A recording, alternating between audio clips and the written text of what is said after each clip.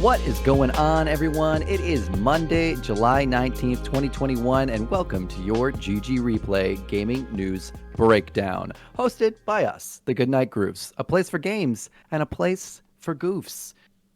We're still workshopping that slogan. I am Paul, and as always, I am joined by Matt. How are you doing today, Matt? Paul, I'm doing really well. And I'm happy to see you, just like your microphone is happy to see you right now. The new pop shield looking a little phallic there. Yeah, I feel like there's a lot of things you'll miss today if you're not watching the video version of Yeah, a lot has changed. GG Replay. A couple things. I got a new chair. I got a new webcam. I got a bookcase back there. I got a weird foam thing on my microphone that makes it look a little phallic. I also bleached my hair. So there's a lot going on. So if that doesn't entice you to come check out the video version and watch it twice, I don't know what will, because you can make a lot of. I'm in the middle stage before I do some more bleaching, so I got like an Archie Andrews thing. So get all your like ginger redhead jokes out right now, because it's the most orange it shall be. Paul bleached his hair for patron support and 5-star reviews on Apple Podcasts. So come on, people. I wish I should have done that. I should have been like, I'll bleach my hair because you would have done it anyway. I would have done it anyway. I have like a lot of things. I'll buy a new chair if you give me enough Patreon money, because I need the money to buy the chair. Yeah, how was your weekend, Matt? Did you have a good one? Anything crazy happen for you? Nothing crazy, Paul. Just playing more Ghost of Tsushima.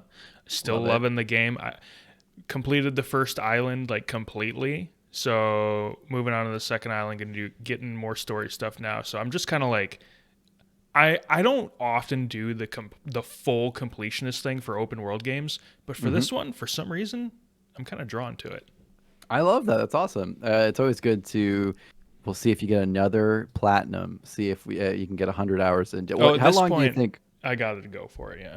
Right. How long do you think it would be hours wise to go to platinum Ghost of Tsushima for you? Do you have a ballpark of what you think it's going to be? I'm getting close to 30 hours right now. That's not bad. I would say I should be able to get the platinum within the next 20 hours, I would think. That's good. Under 50. All right. I don't think it's going to take too much longer. It's not one of those like 150. No, not quite. Hour Skyrim slogs. All right, cool. Yeah. But open world games, it is always the platinum on those can get lengthy at times. Especially too, because you get distracted just from doing fun stuff sometimes, or like redoing stuff that's fun in the midst of wanting to like go do things that you have to do to get your platinum. I also don't look up guides for platinum like beforehand. Like at the end, after I finish game, after I roll credits and I need to do cleanup for it, I will. But like, yeah, I'm not as efficient with the platinum because I'm not looking it up ahead of time. I'm kind of just rolling with it. So that's cool. I love that. Back to our discussion like we had on Game Groofs last week, where we talked about difficulty in video games. Yeah. And you are ever getting a little bit more enticed by a little bit harder gameplay. I'm moving up in the world, Paul. Moving up in the world. And here I am getting invincibility mods. So I'm moving down in the world from my To each their own. These eyes are getting older, I tell you. We were perfect last week, but you know what? If you come across any necessary corrections in today's episode, send them over to ggreplayshow@gmail.com or in the YouTube comments below so we can address them in the next episode. Really good to do because, so far we think we're perfect, and I'm sure we're not. So, drop those comments below or send them to an email so we can fix all of those darn mistakes we make. I've stopped going back to fact check our own stuff because we do this 3 times a week, so it's just putting together the show and then going back after the fact to fact check our own stuff. It's a little bit much. So help us out. Do the work for us. Yeah, can we do the work for us and then pay us on Patreon to support the show? This is what I'm hoping you guys will do. This is our value proposition. But I promise we're funny, sort of. Sometimes. Big story we were talking about over the weekend. Ubisoft, I think yesterday was when they first kind of started talking about it, right? That they were going they teased it yesterday. They teased it yesterday doing this big event for a new Tom Clancy game. A lot of people thought it was going to be more, like Splinter Cell stuff? People are, whenever Ubisoft says we have an announcement for our new reveal or whatever, people are always hoping it's Splinter Cell. Some people We're thinking it could be the Division Heartland stuff, Right. but it's not. It's this new thing Yeah. that we sort of heard about, but we didn't know the details of. So I'll let you Mhm. continue here, though, Paul. Yeah, sure. So it's a game called XDefiant, with XD in it. We can harken back to our MySpace days. And they gave us a 3.5 minute gameplay trailer.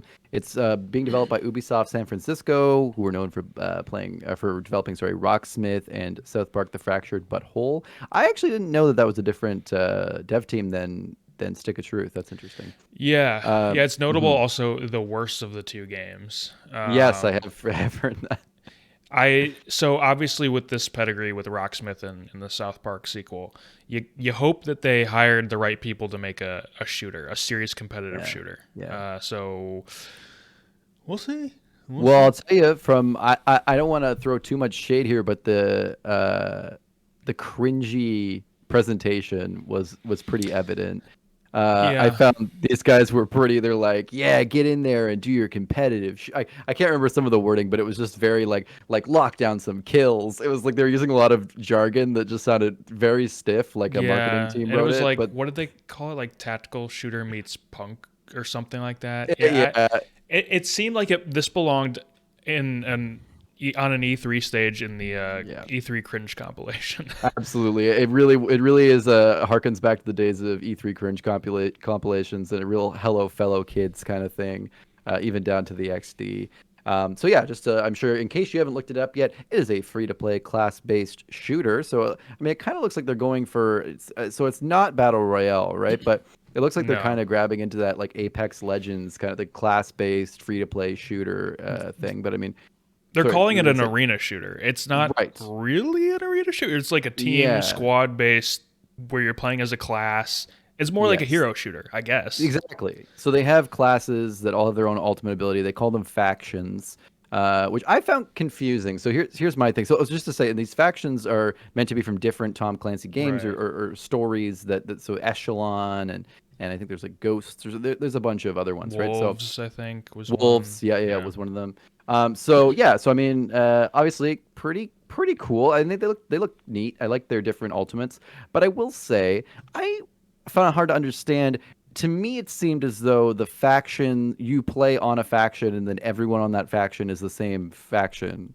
But is that not it? My You can just impression because was that each class is a faction and you're playing on a team that is made up of different factions because each class is its own faction, which is but see that weird in word concept. faction was confusing to me, Yeah. and that made me feel as though you're gonna play like a whole team of fire of like the flamethrower guys and a whole team of the other. Because like, why would Right. different people from different faction as a word is not really I like think interchangeable with class. what they were trying to get across is that the reason why they're calling it factions is because they're taking these from different factions across, different Tom Right. Clancy properties. But yeah, it is a weird way to go about, using that phrase for a game like this. It becomes a little confusing. I think you're right. It does seem like you pick a class on your team, but it really, to me, I don't know. It felt like it was a strange terminology. I don't know, Matt. You watched. There was a 9 minute interview with producers. I did not watch the whole of the interview. I skimmed. But any big takeaways from that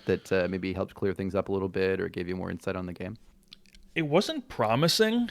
Yeah, So this is a yeah. game that's going to testing soon, and they really made it sound like okay, so this is a good thing and a bad thing. They made it sound like Right. they really want the players to help the development of this game, which tells me that even though it's technically going to be playable soon, I don't know if that means the game is going to be good or ready anytime It's just soon. like the GG replay. We need you to help us with our corrections, Exactly. and because we're not good. Exactly. Well, yes. Fact checking. Um, So I don't know the way they were talking about it. There was a lot of like, we're trying to do this. We hope to do this. I also would have liked to hear them interview a developer. They were talking to the executive producer and another producer. Right. And I kind of in those sort of things, especially when you're being interviewed by your own person. Like it was like it's the Ubisoft Right. news guy Yeah. who works for Ubisoft doing the interview. So yeah, I'd like to see you be a little more confident in your answers.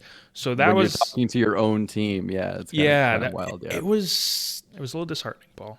I think the Yeah. game This hard landing. No. it was disheartening. Yeah. I think the game actually looks from the gameplay trailer we saw. It looks okay. Like the gunplay looks Hmm. impactful and it looks pretty fun. But Yep. I don't know. There's so much of these kind of games already. I don't know if this is. I don't know if the Tom Clancy property has the heat behind it to enter this sort of casual yet competitive team-based shooter environment. I don't know. Yeah. I don't know if it has the cachet behind that. Like obviously the Tom Clancy games are really popular and Yeah. but Very they're much. popular in their own ecosystems and like with their own modes. I don't know if a mashup of bringing all the characters and like factions as we were talking about together Hmm. for a hero shooter is gonna do it.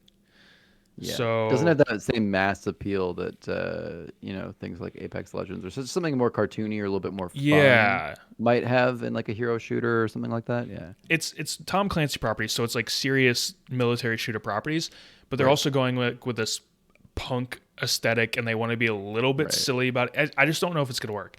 Yeah. But the vibes that I get for this are like Hyperscape, but with brand recognition with Yeah. Tom Clancy, but I Yeah. don't know because just because it says Tom Clancy doesn't mean that's what it looks or feels like, and in this case Yeah. that's what's happening, so I don't know, we'll see. Definitely. I think they're going to get some players because it's free to play, Yeah. For but sure. Hyperscape was free to play too, and that was, I don't want to say dead on arrival because there were people playing it, there were streamers probably being paid to play it, Yeah. but because I think it had a chance. I think any battle royale at that time had a chance, but clearly people didn't gravitate toward it, and I don't know if that's going to happen with this. I don't know Yeah. if I think people they're are going to trying to ride gravitate on towards that. this. I think they're trying to ride on that like arena shooter hype. Like people were talking about Halo and like the return of a true arena shooter, and I think it got a lot of people thinking, maybe companies like this thinking, hey, let's call it an arena shooter, and maybe we'll get like that crew. So yeah, we'll have to see. I mean, we haven't seen a whole lot yet, but we did see a good chunk for something we've never seen before. But definitely more to come in the future that we will be following the game. But it all comes down to, like I said before, if they hired the right people, because Yep. you really can't just go from Rocksmith and South Park Yeah. and then say like we're going to make a game that's going to rival Call of Duty and Battlefield Right. when they have it down to a science already. So It's tough to break into for sure. We'll have to see, especially coming in from like a free to play model and just not having that same cachet. So yeah, we'll have to see. It's interesting mashup in many different ways. Speaking of things that are being worked on, Skate 4 teaser, the other big thing we were excited for, we're working on it. Was mainly the main theme of the teaser, which was only just over a minute long. With the main key being, listen, it's been over 11 years since Skate 3. There's a lot of diehard Skate fans who have been waiting for more oh yeah. Skate games. It is a big thing. It's a meme. And, the devs seem to really care. They seem to care about it. They were tweeting about it a little bit. They said, oh my God, like it's been, almost a year already. They built their own studio. I mean, they, spun off into their own studio just to make the game, to show they're serious about it. And so they came out here and they said, look, we'll give you an update. There's nothing to update you on, but we'll give you an update. The game's, it's early. It's still early. Basically all they just wanted to show was people's reaction to what they already had. They couldn't show us yet, probably because obviously we might nitpick or whoever, it's unfinished. But they showed like streamers, I think people who are like prevalent in the Skate 3 community. They showed off their reactions to like very early gameplay. And obviously people seemed very excited. I mean, these are people who are technically a lot of time performers, so of course they're performing excitedly. But Right. but they did seem to be psyched. I mean, it seems like it's going to be a next gen skate game that's going to push the boundaries of the IP. So awesome. But unfortunately, yeah, for us, we didn't really get to see anything.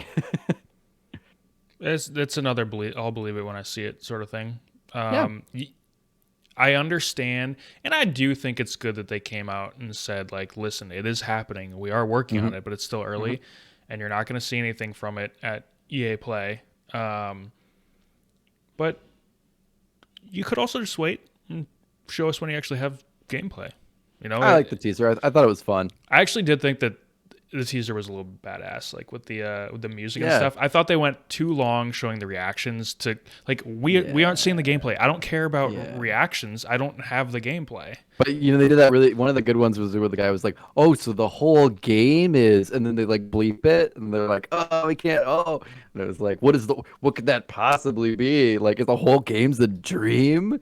Right. No, I don't know. But either way, I thought it was fun. I think they did the right amount of that. And just kind of showed people doing mocap for it, and showed people skating, and it had a very cool like '90s MTV skate vibe. It was cool. I thought it was fun.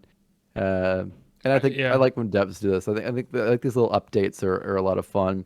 It reminds me. Oh, that was an announcement trailer, but it reminds me how fun like the Outer Worlds 2 announcement was, where they kind of like made you think it was going to be You Fable, know, and then they just went like, "Hey, look, we actually don't have a game. There's no possible way we could have anything to show you, but there's a game, and ha ha ha, isn't it funny? We don't have anything to show you yet, but we're working on it." I thought that was kind of more fun than just being like the Elder Scrolls 6 or something, where they just put the friggin' logo up on the thing and go, "Yeah, the logo, words on a screen." It's like, make a joke right. about it. I get it. I get why people like the Outer Worlds trailer and this one and stuff like that.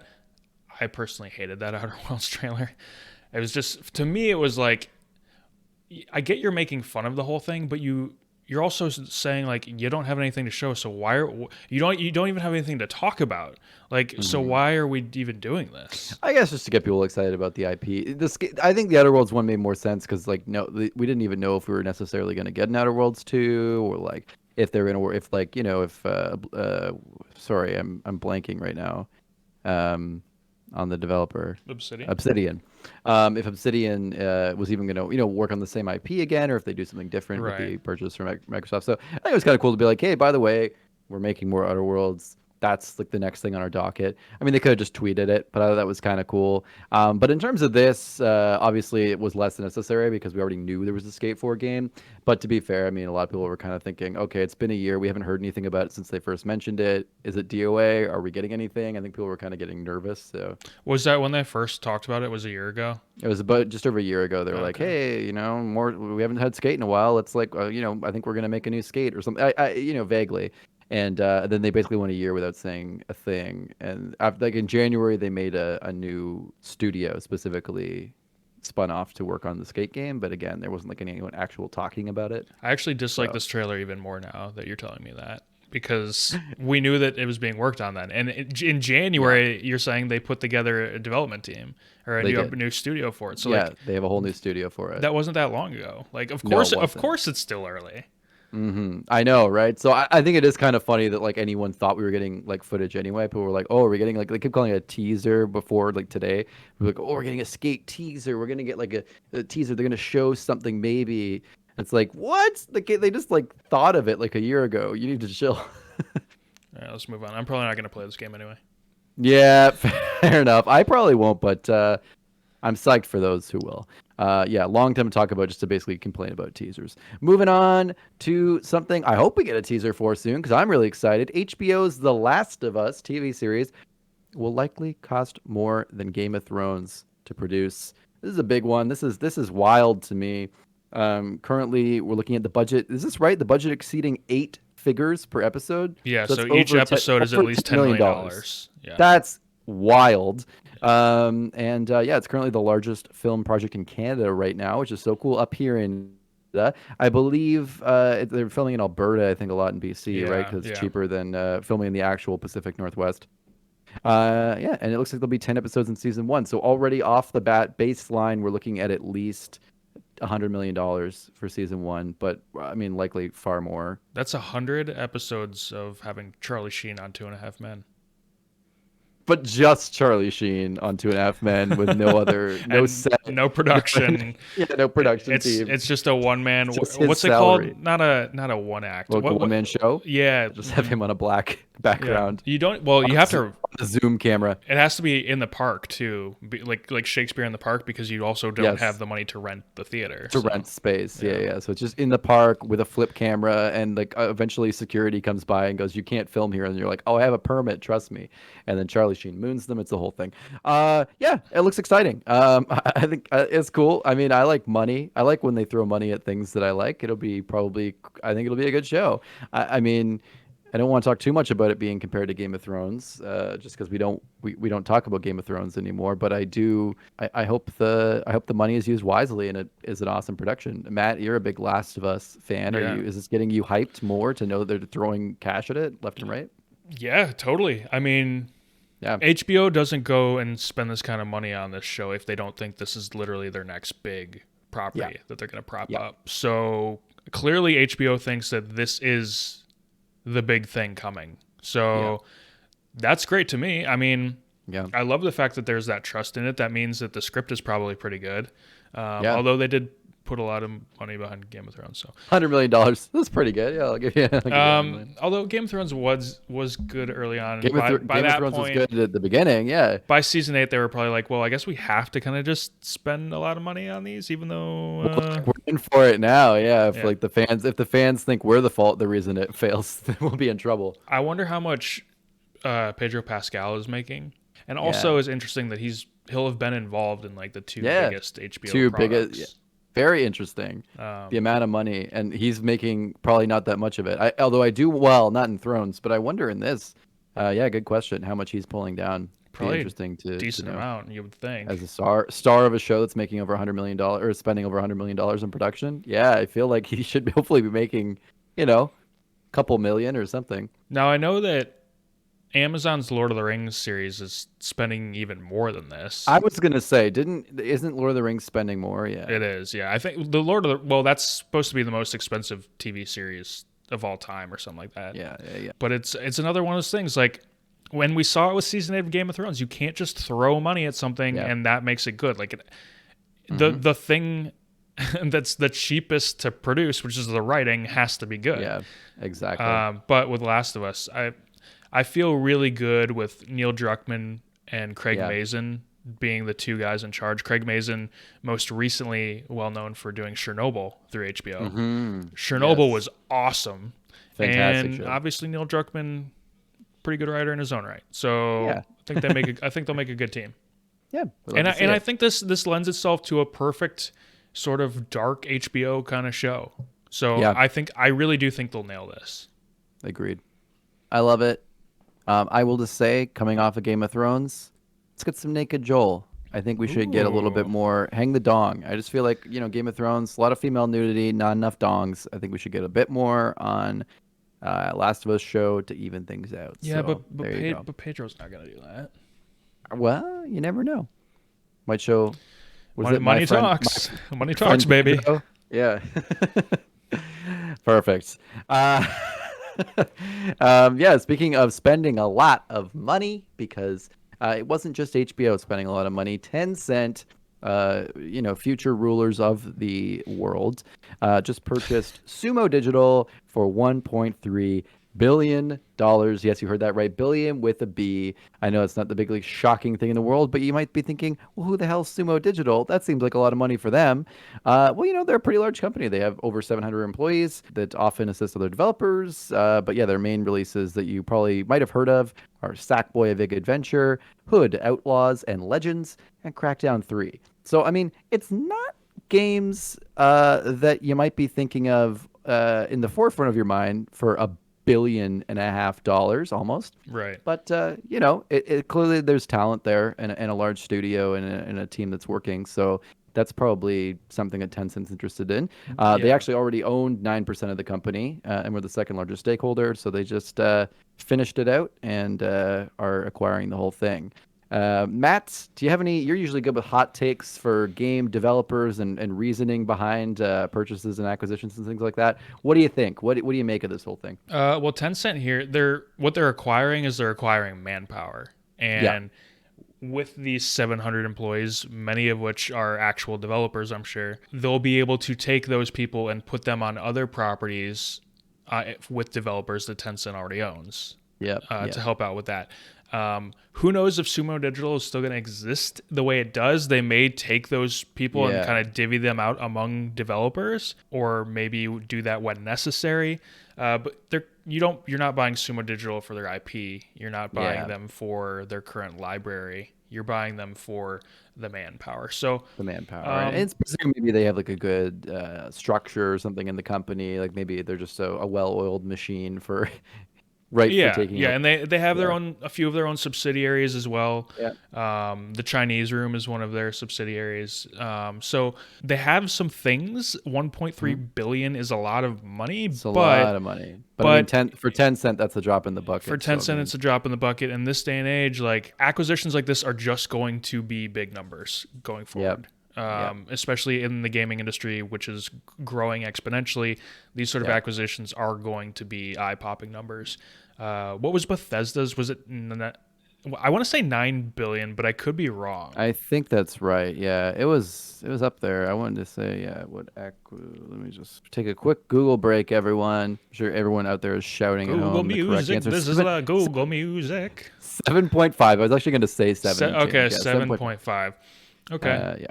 That of ZeniMax, and that was for the IP, obviously. That was a big deal, yeah. That's what you're buying there. I mean, obviously ZeniMax is a huge company. There's a lot going on there. So I mean, it's also for the talent, I'd say. Todd and the gang, right? It's a pretty big team. But you're getting some massive IP, massive IP. This is. I don't know what Tencent's end game is. I don't think anyone knows, but clearly they just want to buy everything. Well, it's like a lot of these big Chinese companies. It's about diversifying. So many of these companies own totally different studios, totally different websites, and different industries all over the place, and are just diversifying and just raking it all in. So I feel like this could have been a studio that Sony would have been interested in buying, but I don't think that they would have bought them for 1.3 billion. I think that's I don't think they would have spent that much for this.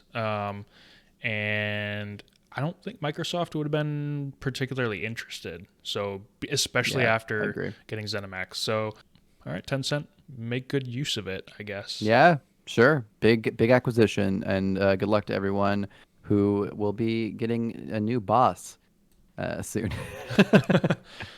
Here's one that I thought was pretty interesting. I actually saw this story yesterday on Video Game Chronicle.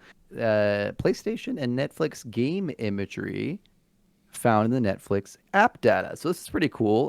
Basically, data miner Steve Moser data mined some images from the Netflix app showing promotional images showcasing DualSense controllers. So these are like cartoon mock-up kind of things showing DualSense controllers that look unique.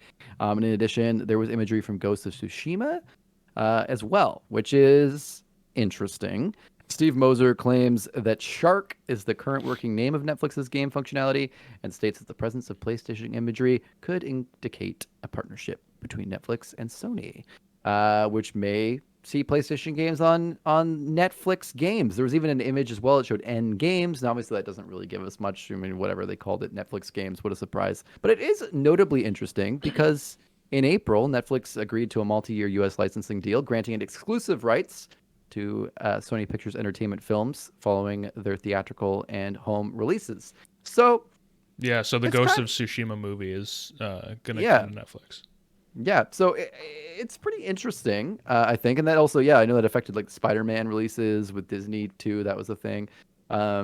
It's pretty interesting. I mean, so here's the thing. So I'll give you my take really quick, because I was going to say, to me, this seemed like, in my head at first, my first reaction was, okay, we've been talking about Xbox is playing a different game of ball. They're going to be the streaming console. And then I thought, oh my God, Sony didn't have to develop streaming. They could partner with Netflix. Netflix will do all the work, stream their games for them. Sony and Netflix will become best friends, and you can use Netflix technology to stream PlayStation games. Right. That was my first thought, and I thought that would be next level, like just out of nowhere, a crazy announcement, and we haven't really heard a lot about that. But I will say, I noticed a big thing. Stephen Totillo from Axios Gaming Also had something to say about Netflix games. He's talking to people in the industry, talked to close inside sources, saying that Netflix's gaming endeavor will focus more on downloading games as opposed to streaming games. It'd be more games available to download locally. So that just to me is like, oh, okay, well, I have no idea anymore. Yeah. I mean, do we know 100% if that's going to be it? It's just him talking, about what he thinks from people he's heard from. But I mean, he is an insider for sure to tell us. So Matt, what do we do? What's happening? I mean, I'm sure it's easy to just be like, oh, this was a mistake, or they were testing something, or maybe it's a small, partnership in some way. But I mean, let's think big. What is this? I don't know. The data mined imagery, I don't know if I believe that means anything. I think that Okay. that could potentially just be them using it for testing stuff within their own Netflix gaming stuff, since Yeah. they don't have their Pardon own me. property yet. I also don't buy that those controllers are DualSense controllers. They didn't really look. They looked generic to me. I don't know. They didn't Yeah. look like DualSense controllers. I can see why someone would say that, but to me, they Yeah. didn't look like it. As far as the Ghost of Tsushima image, like See, that was pretty interesting to me. I feel like because that's a very specific image. yeah, I don't know if they just picked that because they will be streaming the movie when that comes out because of this deal, and they were just like, oh, let's just use that game because That it's seems familiar with so Netflix now. random, though. They could have just put any image on there. You know what I mean? Yeah, but I do think that because of this partnership, they would have used a Sony game. I don't think that they would have. But I think the partnership is like it's completely different rights, though. You know what I mean? Like the film division, the gaming division. These are totally Yeah, I different. just think, but it's top of So I mind. wonder if So yeah, that's I don't know. It's I hard. don't buy it. It's hard to explain. We don't even really know what the imagery means. It just came from. It's just in Netflix's For sure. data It's somewhere. there's nothing that I mean, we're just drawing conclusions based on images. There really is nothing to go on based on that, but it is it's pretty interesting the images chosen, I guess, and it's definitely worth mentioning because now I mean, were these the only I mean, I don't know. It's easy to be like maybe there were other images and these are the only ones that were chosen to be shown, Right. but I don't know. I don't know. But certainly the ones we got did seem to paint a picture of a Sony future in Netflix gaming in some way. It did seem like, and they might go ahead and not do that at all. But I feel like from all we've seen so far, it's interesting to see those specific images. You know, I do think it's possible though. We've seen Sony be open to partnerships. Like they Hmm. have an agreement with Microsoft for Yeah, xCloud. yeah. Or is it xCloud No, or I don't think they I do think it things is with XCloud. xCloud. It's something. It's the what, or maybe it's an Azure thing. I don't know. Yeah, because they use Azure, I think, but the XCloud is all of the like the game streaming stuff. I don't think they have any Let's sort see, of. Sony xCloud. I thought they came to some sort of agreement. While you're reading that, I just wanted to quickly mention, so just to kind of to bring to front of mind, after you look that up, if you're interested in thinking, I just wanted to see what you thought about the idea of Sony partnering with Netflix for game streaming. If you think that has any, not that this gave any idea that that's what's going to happen, but that feels like a Sony move to me. And it seems like that would be, if that's not what's happening, that's still like that seems like that's a good idea for them to not have to necessarily do it themselves and outsource it with a partner. That Right. seems like a Sony thing, like how they partnered with Spotify and got like all the music running in PS4 through that. Yeah, thoughts on that? Real quick before I did Yeah, that. real quick here. Yeah. Yeah, I did find the answer I was looking for, by the way. So Did you? What was it? I did. I said I didn't. Oh, okay. So Okay. good opportunity for corrections. Yeah. Anyway, yeah, I mean, Netflix would be a good partner for that if they do have the ability to do game streaming. But at the same time, Right. it's like, why did you buy Gaikai? Like, what was your end game with that? What are your plans Yeah. for PS Now? Why are you half-assing this thing? Make a Yeah. decision and go with it. That's what I'm wondering. That's why I'm like, could this be them full assing it and just going, okay, like, listen, we're just gonna outsource all of this It's and we're possible. gonna It's use the just best servers out there. you know what? But if this year we hadn't seen Sony or first party PlayStation games coming to PC, I would have said I don't envision seeing stuff like that on other platforms like Netflix. But you know what? At this point, maybe it's possible. just feel like Maybe they Microsoft really has, need to look outside the box to compete with Microsoft and what that's the they're thing. doing. Microsoft has the back end, right? They have Azure, they have all these systems and all this capital so that they can just do it themselves. And streaming is such a, they're a software company and they have servers, and this is so easy for them. But I feel like for Sony to even try to do that, I mean, obviously we've seen PS Now, and it's not like they're not doing it and they're not able to do it. But it makes sense for them to partner with, not just to buy a server company or partner with someone who provides those services, but to actually fully go all in with a company that's actively doing it all the time and integrate. That seems very interesting to me. So that's my, I don't know if I'm going to put that on the bulletin board, but that's pretty cool. I do really like that hot take I made up. If something like this is happening, I think it's still got to be a ways off. I can't envision them dropping an announcement and then saying it starts in 6 months or even a year. Like, maybe, but it's hard. It's hard to see an agreement that doesn't even exist at the moment that we know of suddenly having us streaming games a year from now. Two, right at the moment, I know we've heard that Netflix is getting into gaming. Yeah. I still need to see it happen first. Like, I I agree. can't imagine opening a we're- Netflix and streaming a game. We're a ways out from that, I think, for Netflix. And again, if we're listening to Tillo, I think it's very possible that maybe Netflix hasn't figured out game streaming, and they also might have to be focusing on download, which to me seems bizarre to imagine Netflix. Yeah, it's like, then what business are you getting in then? Like, Yeah, because at this point, doing? you're going from streaming to go to game streaming makes total sense to me. But for them to go to like downloading games, we're really getting far away from what the Netflix the Netflix concept has been for over 10 years. And if you're downloading a game with Netflix on my TV Netflix app, where's the download going? Right. Yeah. My television can't hold Red Dead 2. Exactly. Like, exactly. What? Great. Yeah. So that was a really weird take to me. So that I'm really concerned about. Well, not concerned about, but I mean a little bit, because I think it really turns off the few things that might make me kind of excited about Netflix gaming. Like, I don't think my TV even has like a gig of memory. I recently looked at my smart TV because I was trying to uninstall an app or something, and it was like, oh, you have like, it was hilarious. It was like I don't know, 400 megs of memory or something. I was like, that little? Oh my god! We can't like, even these apps must be update small. all of our apps because it's already full, and we have like 10 apps on there, which are probably nothing. So it's weird and terrible. Yeah. It's really weird. And then is it like running off the CPU of your TV? So many questions about that downloadable thing.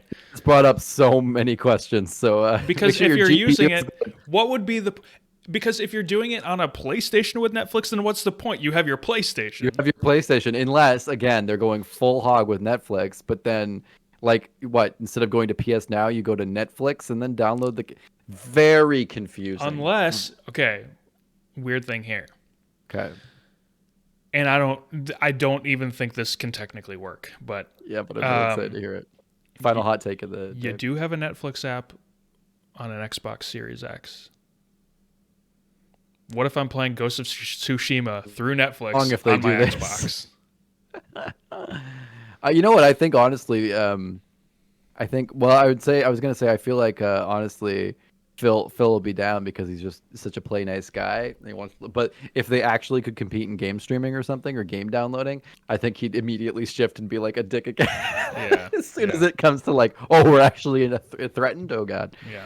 All right, moving on. Been on this forever. Let's move on to our last couple stories of the day. Talking about Psychonauts 2. We got a story trailer. It looks like a blast. I will tell you, I never played the original Psychonauts. I know I'm a heathen. And Psychonauts 2, I wasn't really super psyched for, just because, and unlike you, I'm not as big of a 3D platform nostalgia guy. But this looks like a total blast. Everything I saw in this was so fun. The voice acting looked awesome. The story looked like a lot of fun. The gameplay looks, again, really creative and colorful and interesting. I mean, what do you think, Matt? I mean, I love 3D action platformers like you. I didn't play the first one. It came out almost 20 years ago. Okay, so sue me. No, I'm looking forward to it. I'm gonna try to play the first one before this one comes out through Game Pass, and this is coming day one to Game Pass, so then I'll just play there as well. Pretty awesome. What year did the first And don't forget, we have Hades coming to Game Pass on August 12th, I think. So it's a good month for Game Pass. We got a lot going on. When did it come out? I want to say 2003. Oh, it was 2005. Okay. Okay. So it's been Yeah. 16 years. It's a long All time. right. Wow. I don't have, like, I'm not confident that this game's going to review super well because Yeah. okay, so it depends on who the reviewer is, because if it's someone who's been reviewing games for a long time, I think they might have a certain nostalgia and that could help. Hmm. But if it's a younger person who never played the first game, doesn't really even know much about it, then and this game isn't like the greatest platformer, then they might just be like, oh, well, I don't really have any connection to it. So, I think it's going to review really well, and I'll tell you why. Well, I don't think it is, but I think against that point, I think it could, because the big thing that I've heard about Psychonauts 1 is like they had a few very creative levels for a platformer, that still to this day are very interesting uses of that technology and that kind of genre. So if they are able to pull that off, if they're able to make something that kind of extends beyond the boundary and kind of pushes something and feels creative within the constraints of the game, I think that could review really well, because I think that's what reviewers are looking out for, is that creative yeah, get level creative. design. Yeah. Yeah. No, yeah, that's possible. I just So I am rooting for it because I want Double me Fine too. to have a Me success too. and pump some more good stuff out. But we'll see. Yeah. Just in case anyone heard in the background, I think whatever I said made Siri trigger. So if you heard her, that was what it was. I don't think it registered for us. Perfect. Uh, and finally, talking about a story that I almost wasn't going to talk about, but Matt threw it in there. For all you Warframe fans, I'm sure you've already heard the story because you play Warframe. There's not a lot of Warframe news, so this is a big one. Not only did we get news that we're getting mobile, we're also getting crossplay and cross save to Warframe on all platforms, which is apparently a big deal. I'm surprised there wasn't cross save before. That is a huge deal, just knowing that that didn't exist before. Yeah. And also a mobile version, which is pretty questionable because there's a lot of controls. I saw a lot of Warframe fans saying that might be hard to port those controls to a very like a usable way. It's better for more chill, laid back games sometimes to be able to pop on. But Yeah. Warframe's pretty fast paced. Might be It's might on be the tough. Switch. They can make it happen. Yeah, well, it's not about the power, right? It's about the controls and the touch screen, right? Like the Switch has full controls, which is nice, but it might be hard to be whamming around in Warframe with like your fingers on a glass screen. Might feel kind of weird. So They'll figure it I out. don't know. Yeah. But I have confidence that they'll figure something cool out if they're going to bother putting a mobile game out that no one asked for or really needed. But again, You Paul, know, another weird announcement. They said it's currently yeah. in development. They didn't give any sort of date or any sort of window. Well, just tell us when you have a better idea of when it's coming. Why? This isn't surprising from a company where the game's been in beta for open beta for 8.5 years. So Yeah, that was not super surprising that they're like, it's gonna come out. I don't know. They'll probably put out like a beta version at some point, and then that'll just be the version forever. yeah. This is a weird trend, and this Yeah. game was early in this trend where it's just a Yeah. forever beta. Yeah. So Were they an early access game, Warframe? Or was that I don't before know, that was but I'm I don't just know. saying, like Yeah. 2013 when Yeah. when this beta started. I mean, that's early, in that sort of era Yeah. of being That's in beta before like forever or being in early forever access. early access. Yeah, yeah, yeah, Yeah. was not a thing. Yeah, that's very interesting. So Well, I wish you well, Warframe folks. I don't know what you call yourselves, Warframers. I hope you have a good time with these changes. So you can go from your Switch to your Xbox to your PC seamlessly. And then to your Samsung Galaxy A20 4G. And it'll look gorgeous. Before you all go, I just have a couple more things to say. First off, if you like the show and our long-winded, hilarious, off-topic but on-topic conversation, we have a Patreon, a beautiful Patreon. It is patreon.com/Goodnight Groofs. Check it out. And if you're feeling super generous, you could always throw us a single dollar. We love it. We also have a $3 and a $5 tier. You can check them out. We have rewards at every tier. And we'd love to see you get involved. everything helps. Matt, help me out. You're so good at engaging everyone on the Patreon. You know what? The $1 tier is going to get you engagement with us. You're going to be able to submit stuff for Game Groups, which is our weekly podcast. The $3 tier, you're getting Game Groups 2 days early, okay? And then you're also getting all the $1 perks as well. $5, your name, it's going at the end of this show. It's going at the end of Game Groups. And at the end of Game Groups, you're getting a shout out. Look, we know there could be a little bit more. The patron perks will grow as the Patreon grows, but we need help through the Patreon to be able to give you more in order for that to happen. We do have exclusive shows coming at some point, but we need to get this thing moving a little bit before we can, dive into that fully. So we love all of you listening. Everyone listening to GG Replay right now, you are our day ones. You may not feel like it right now, but you are a Groof. You're day one. You're here at the beginning, and anything you do helps us tremendously. We'll never forget it, and we'll be able to give you so much awesome, cool content and gaming-related, journalism and funny stuff and videos to watch while you're playing Warframe on your phone. Everything. So, check it out. And check out our website, goodnightgroofs.com. You can read our blog and check out all our socials. It's all on there. So if you just go to goodnightgroofs.com, that'll really be the portal for everything. You can see our Patreon and all our TikTok videos, the whole thing. We're on it. We're with it. We're Zoomers, okay? Even though we're not actually Zoomers, but don't tell anyone. And finally, as well, this show is available in an audio-only version. If you're watching right now and you think this would be better to listen to, you don't have to look at our faces or my bleach blonde ginger hair, then you know what? Head on over to your favorite podcast app and give us a listen on the way to work. Also, if you happen to have an iPhone or a Mac and you're listening on Apple Podcasts, please give us 5 stars. I mean, if you can rate us on any podcast platform you have the ability to rate us on, but Apple Podcasts makes such a big difference to any small podcaster, and we really, really appreciate it. So if you can do that, that'd be awesome. Yeah, that's going to be it for Game Groofs today.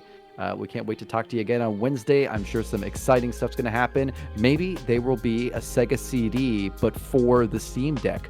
Who knows? Anything could happen on GG Replay. Good night, Groofs. Paul, I thought you had a soul, but your new hair says otherwise.